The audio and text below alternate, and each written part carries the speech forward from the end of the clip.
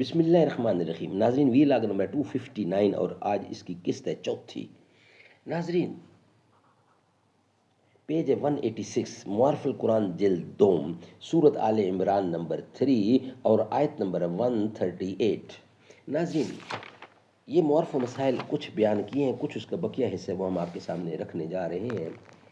ناظرین، روزانہ کی بنیاد پر ہم آپ کے سامنے رکھتے ہیں قرآن کریم کا ترجمہ، تشریح، تفسیر اور تلاوت کلام پاک۔ ناظرین، اس کتاب کا ٹائٹل ہے معارف القرآن جلد نمبر 2، سورت آل عمران سے لے کر سورت النساء تک۔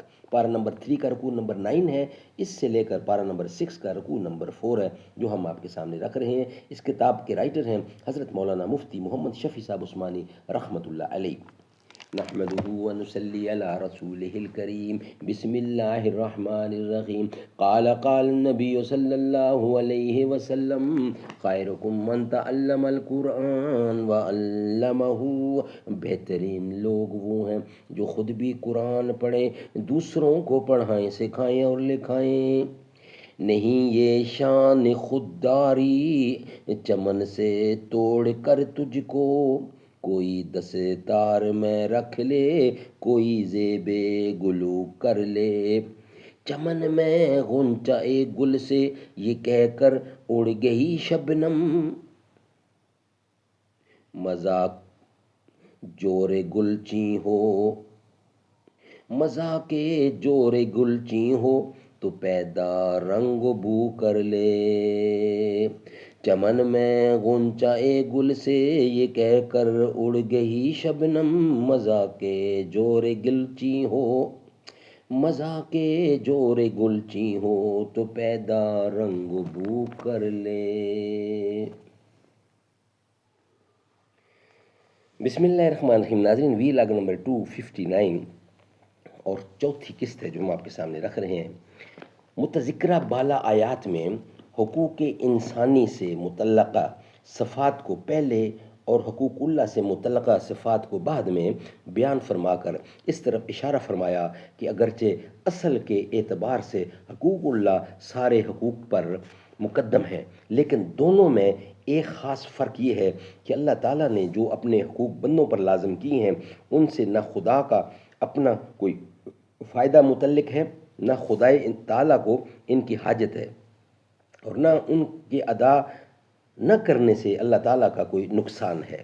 اس کی ذات سب سے بے نیاز ہے، اس کی عبادت سے فائدہ خود عبادت کرنے والوں کا ہے، پھر وہ رحیم الرحمٰ اور کریم الکرماء بھی ہے۔ اس کے حقوق میں بڑی سے بڑی کوتاہی اور غلطی کرنے والا انسان جس وقت بھی اپنے کیے پر نادم ہو کر اس کی طرف متوجہ ہو جائے اور توبہ کر لے تو بارگاہ رحم و کرم سے اس کے سارے گناہ ایک دم میں معاف ہو سکتے ہیں، بخلاف حقوق العباد کے کہ انسان ان کا محتاج ہے، اور جس شخص کے حقوق کسی کے ذمہ لازم ہے اگر وہ ادا نہ کرے تو اس کا نقصان بھی ہے، اور اپنے نقصان کو معاف کرنا بھی لازم ہے، اور اپنے حقوق کا معاف کرنا بھی انسان کے لیے آسان نہیں ہے۔ اس لیے حقوق العباد کو ایک خاص اہمیت حاصل ہے۔ اس کے علاوہ نظام عالم کی درستگی اور انسانی معاشرے کی اصلاح کا سب سے بڑا دار و مدار باہمی حقوق کی ادائیگی پر ہے۔ اس میں ذرا سی کوتاہی بھی جنگ و جدال اور فساد کی راہیں کھول دیتی ہے، اور اخلاق کے فاضلہ اگر پیدا کر لیے جائیں تو دشمن بھی دوست بن جاتے ہیں، صدیوں کی لڑائیاں صلح و آتشی میں تبدیل ہو جاتی ہیں۔ اس لیے بھی ان صفات و علامات کو مقدم کیا گیا ہے جن کا تعلق انسانی حقوق سے ہے۔ ان صفات میں سب سے پہلے صفت یہ بتلائی گئی ہے، ناظرین، الذین ینفقون فی السراء والضراء، یعنی وہ لوگ ہیں جو اللہ کی راہ میں اپنا مال خرچ کرتے، اپنا مال خرچ کرنے کے لیے ایسے عادی اور خوگر ہیں کہ ان پر فراغی ہو یا تنگی ہر حال میں مقدور بھر خرچ کرتے ہیں،